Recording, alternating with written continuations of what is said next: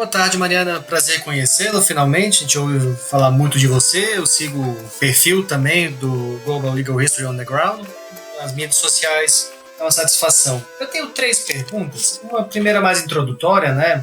O trabalho é uma publicação acadêmica e, como tal, foi redigido tendo-se em mente principalmente os pares no meio acadêmico da história do direito. Poderia, por favor, desenvolver para a audiência mais ampla do programa o que se entende por ius comune, o que o conceito na sua origem europeia significa e o que deve se entender por ele quando aplicado na África ou na América?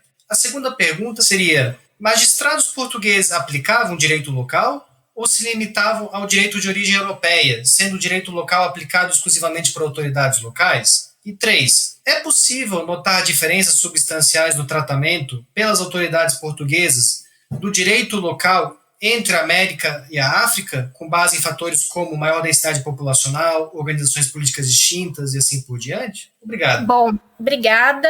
Vou tentar responder, que são perguntas muito complexas, na verdade. Sobre a questão do ius comune, para explicar, para quem não tem familiaridade com esse termo, quem trabalha com direito colonial não me mate, assim, vou tentar dar uma explicação muito, muito geral. O ius comune seria o direito de matriz eminentemente doutrinária da Europa da Idade Moderna e no âmbito da justiça secular. Mais ou menos isso. Mas eu recomendo, quem quiser de fato saber o que é ius comune com mais complexidade, mais detalhes, ler o trabalho principalmente do Gustavo Cabral, que, enfim, que faz parte do grupo. Então, o ius comune, digamos assim, um direito português, um direito europeu. E a sua pergunta é o que acontecia, se ele era aplicado na África e o que acontecia. Então, uma das coisas que eu falei que a gente está tentando um pouco colocar em perspectiva, problematizar, tanto no âmbito do meu projeto individual quanto no grupo, né, de pesquisa, é essa oposição muito grande. Por quê? Entre, por exemplo, um ius comune e um direito local. Porque quando a gente vai para os processos judiciais, quando a gente vai para o resto do chão do direito, e por isso que o projeto chama On the Ground, a gente vê que essas coisas elas estão muito mais entrelaçadas e imiscuídas do que parece. Por quê? Porque ainda que você pegue categorias construídas no âmbito do ius comune, como, por exemplo, a categoria que eu trabalhei muito na tese, que é posse, ela, se você lê, por exemplo, uma definição doutrinária dada em algum livro português da Idade Moderna, não é uma definição que nos diz muita coisa, porque a definição é posse, é a faculdade de ter algo como seu, de usar algo como seu. Mas o que é usar algo como seu? Então, o significado concreto de todas essas categorias jurídicas que estruturam o ius comune, ela é dada no resto do chão dos processos judiciais. Então, fica muito difícil essa separação entre o que é ius comune e o que é direito local. Por exemplo, se a gente pega o caso do Brasil do século XIX,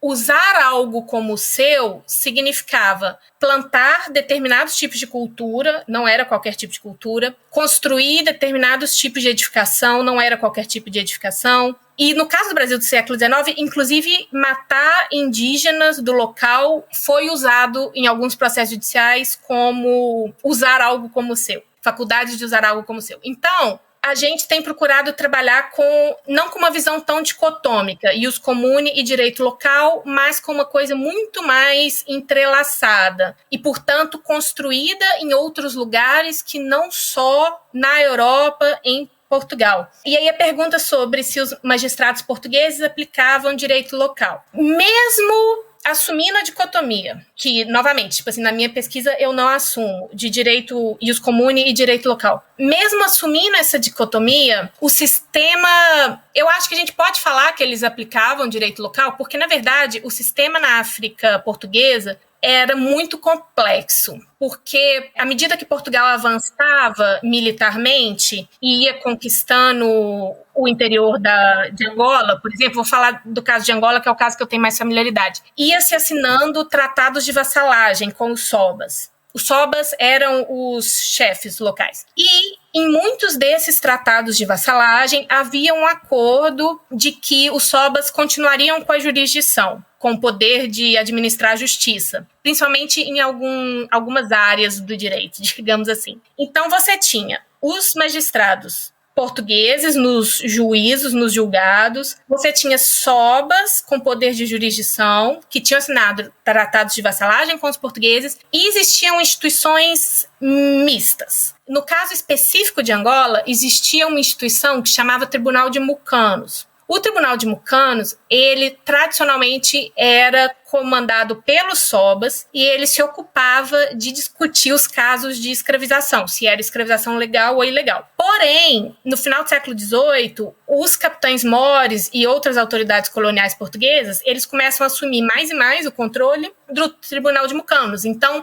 isso, por exemplo, é uma instituição que mescla muito, tanto quem tem o poder jurisdicional quanto essa questão que norma, né, que está sendo aplicada. Assim, isso é uma coisa muito preliminar, eu ainda não posso afirmar isso com bastante certeza, porque a pesquisa ainda não está finalizada, mas o que eu tenho percebido até agora é de que em finais do século XIX, começo do século XX, no período que muda bastante o caráter da colonização portuguesa e que você tem um avanço muito grande do racismo científico, nesse período começa a aparecer explicitamente nos processos julgamentos, considerações dos juízes a respeito do direito local como algo bárbaro. Então, assim, as normas dos gentios e falando que é bárbaro, que não é civilizado, esse tipo de coisa. Mas eu ainda preciso avançar um pouco a pesquisa nesse aspecto. A outra pergunta era diferenças substanciais no tratamento?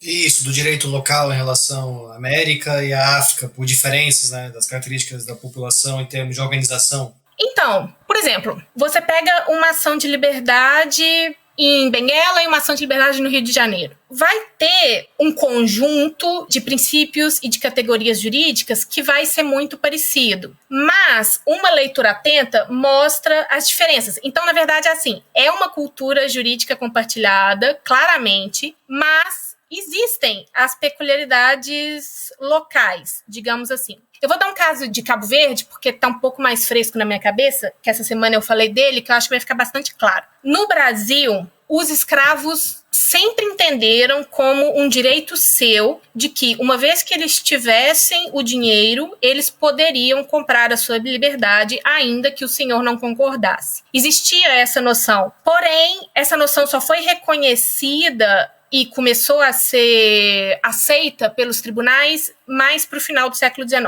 final da década de 60, década de 70.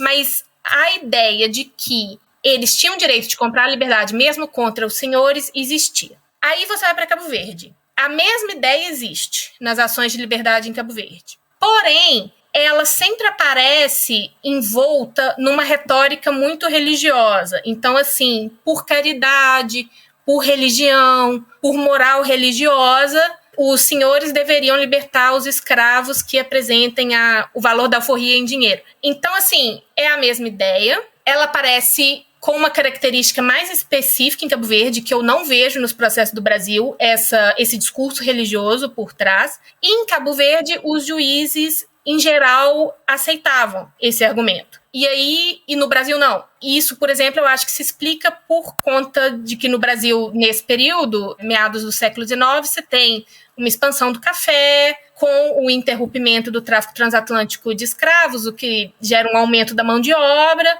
e em Cabo Verde não é essa a situação. Em Cabo Verde, a escravidão já é uma instituição muito menos forte do que ela era no Brasil. Então, essas peculiaridades do contexto local, elas também influenciam nisso que você chamou assim, do tratamento das normas no tratamento jurídico.